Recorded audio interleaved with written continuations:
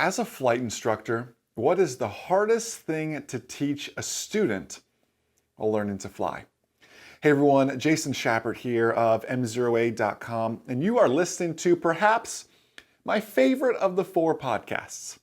That is the CFI podcast, Certificated Flight Instructor. It is one of my favorites because, yes, it gets the least amount of views and everything else because there's just not many CFIs out there, as we know.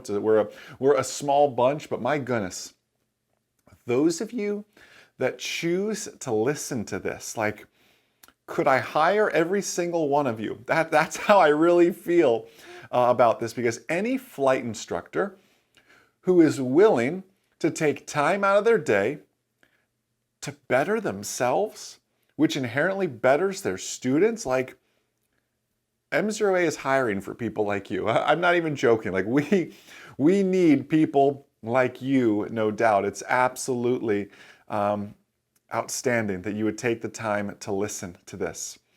I want to take just 10 minutes of your afternoon or your morning, whenever you're listening to this. I know you are busy, and some of you are saying, no, 10 minutes, we want more time. I understand that too. There's more to come with that as well. But I just want to take that time to really share what I believe is the hardest thing to teach in aviation. But before I do that, obviously, if you're listening to this, I'm sure you saw it, but if you haven't, I need you to go back and I need you to look at last week's YouTube and Facebook video. You know, every Tuesday we post a new video to social media, just continuing to deliver the highest level of content to you all out there and to your students as well. We did a video injecting the science of learning into radio communications. We did that with, many of you know, the love of my life, Magda, and you saw Magda's first radio calls in day 17 of the 31-Day Safer Pilot Challenge. By the way, thank you for playing full out and your students playing full out in the 31-Day Safer Pilot Challenge. 1.2 million views if you add up everything across YouTube and Facebook. It is absolutely incredible. I know you and your students, you alone count for 31 of those video views, and your students as well. So thank you for that. So anyways, you perhaps saw, and actually when Magda and I asked in a video recently, what was your favorite video? Many of you mentioned that day 17, which was phenomenal because you live it so much when you work with students. Maybe you're an aspiring CFI as well. You will live it when you work with students, that when students key up that microphone button, we lose a few IQ points. I meant what I said there. Like, I still 10,000 hours later sometimes will hit the mic and just things come out and you're like, I didn't mean to say it that way, right? I mean, I may be a public speaker and all these things, but sometimes you just lose a few IQ points when you hit that button, it seems. And that's true of our student pilots. Well, Magda has been really improving her radio communications. And last week's video, so if you're listening to this later, by the way, it'd be the third video in February of 2021.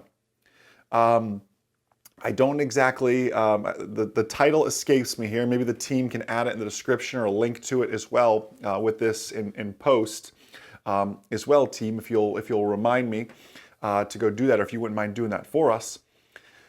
But I want you to watch the video because we integrated the science of learning and a particular practice called mixed practice into radio communications. So here's what mixed practice says by definition. Mixed practice, or varied practice as it's sometimes called, says that we get more out of varying our practice than we do out of just trying to beat the same thing into our head, just trying to get that normal landing and doing 10 normal landings. Don't do 10 normal landings. Do 5 different types of landings. And there's a lot of data that backs this up. Kind of a fun, cute one, and there's a lot. I'm just picking a fun one from kids in gym class, but there's millions from all scopes of not just motor skills, but cognitive skills. Mixed practice works across all mediums, demographics, ages, everything. But there's a fun one that sticks out to me. It was kids, middle schoolers, in gym class practicing like beanbag toss. We call it cornhole. But when I talk about this on In-Flight Coffee a few weeks ago, people are going, what's cornhole? And I guess being in the South, we just know what cornhole is. Beanbag toss. You know, you toss the beanbag and that board, it's kind of slanted with a hole in it. We call that cornhole. Some people call that beanbag toss. So I learned that on In-Flight Coffee. People thought I was crazy, wondering what I was. It's on ESPN. It's like a real thing now, okay? Anyways, were practicing beanbag toss, and they divided the kids up into 2 groups for 12 weeks. For 12 weeks, Monday through Friday, when the kids were in gym class, one group practiced on just a 3-foot beanbag toss, meaning the target was 3 feet away from them. 12 weeks, Monday through Friday, during their hour of gym class, that's what they did. The 3-foot practice. The other group varied their practice. Monday, Wednesdays, Fridays, they practice on a 4-foot beanbag toss. Tuesdays, Thursdays, they practice on a 6-foot beanbag toss. They never practiced on a 3-foot beanbag toss. They kind of just varied their practice between, even did as short as 2 feet, I believe, but never hit 3 feet. They kind of bounced between 2 and 4 and 6 and just bounced around. They never, ever, in the entire 12 weeks, practice on a 3-foot beanbag toss. Well, 12 weeks goes by. One group is drilling on the 3-foot beanbag toss over and over and over. The other group, 2, 4, kind of just bouncing all around. Never 3 feet though. 12 weeks go by and it's the day of the competition. The groups are pinned against each other and the competition is on a 3-foot beanbag toss. Well, you would think those who drilled and practiced over and over and over on the 3-foot beanbag toss would crush the competition, who never practiced on the 3-foot beanbag toss. And nothing could be further from the truth.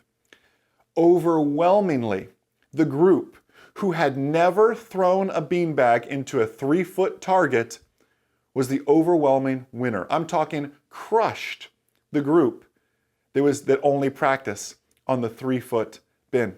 And this is true over and over in not only motor skills, and flying is so much motor skills, cognitive skills as well.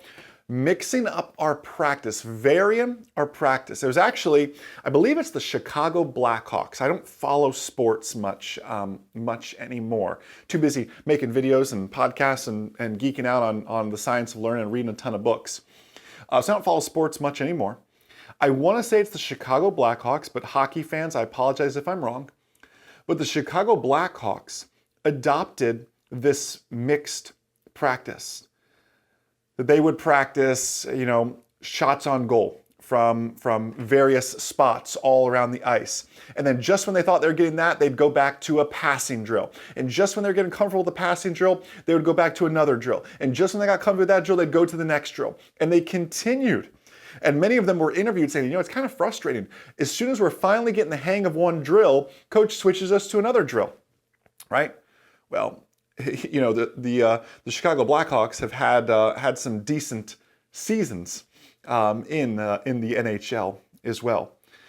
So this mixed practice, this varied practice, it works. So I need you to go watch. This was my idea. I thought, how can I add mixed practice, varied practice to radio communications? I know how to do it with landings. I can mix up landings. I can mix up maneuvers. That's not a problem. But radio communications?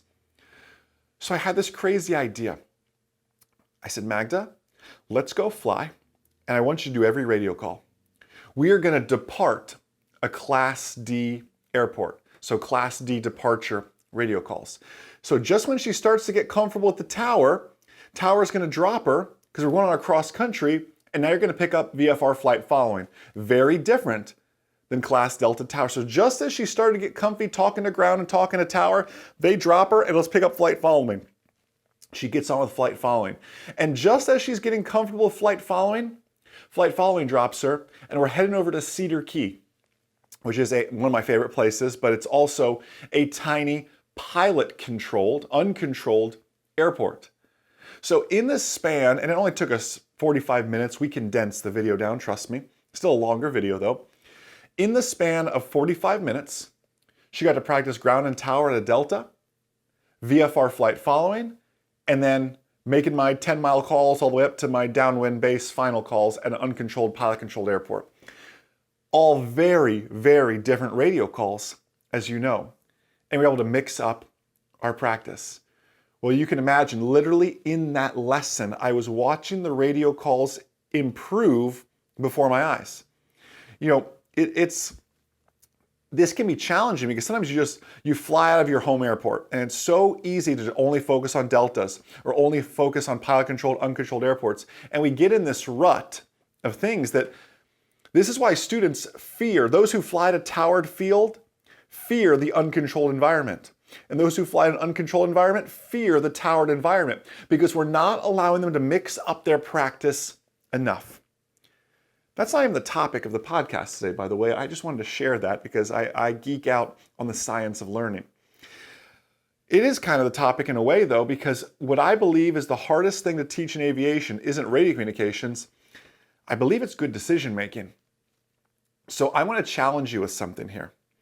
You know this if you've been a CFI for a while. It is hard to teach a student to make good, sound, smart decisions. Sometimes we're blessed with the humble student, and sometimes we are given the cocky student. And how do we handle that, right? Well, that's a whole podcast in and of itself, how we can handle working with difficult students sometimes.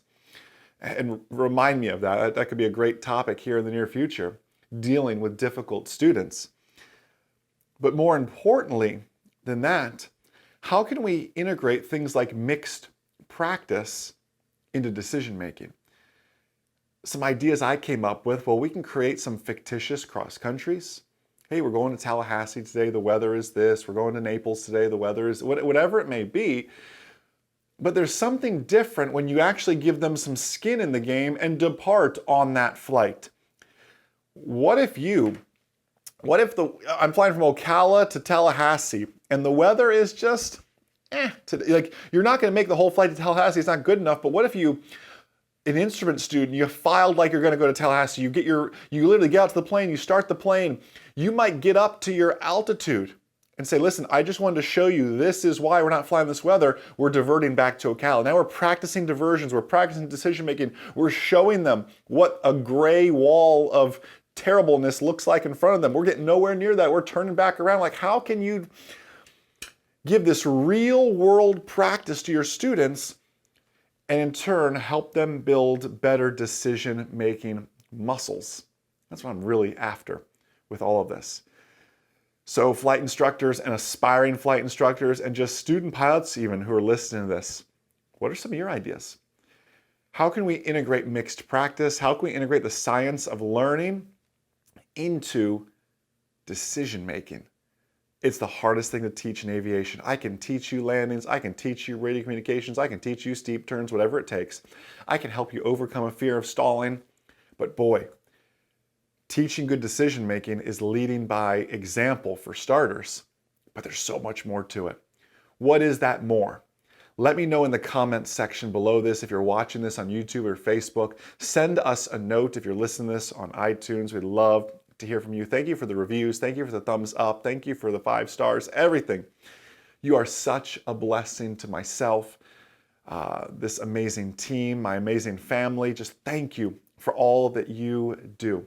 Have a blessed, amazing, outstanding day. And most importantly, remember, the good pilot is always learning. Have a great day, everyone. We'll see you.